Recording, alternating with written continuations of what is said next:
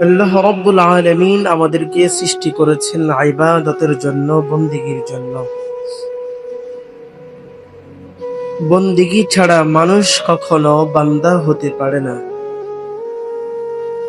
মানুষ বন্দেগী করবার মাধ্যমে, আমাল করবার মাধ্যমে মানুষ আল্লাহ তাআলার বান্দা বনে, বান্দা হয়।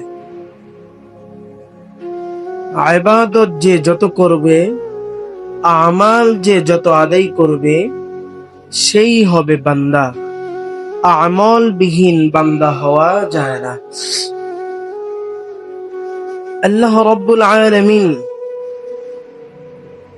মানব জাতিকে সৃষ্টি করেছেন ইবাদত করবার জন্য। মানুষকে আল্লাহ তাআলা বানিয়েছেন ইবাদত করবার জন্য। মানুষকে বানানোর মূল লক্ষ্য উদ্দেশ্যই এটা। মানুষ জমিনে যাবে, আল্লাহ তাআলার ইবাদত করবে, আল্লাহ তাআলাকে সিজদা করবে। ফলে সে মানুষ বান্দা বনে যাবে। আর যে বান্দা বন্দেগীর মাধ্যমে বান্দা হয়, সেই বান্দার জন্য আল্লাহ তাআলার পক্ষ থেকে খুশখবরি,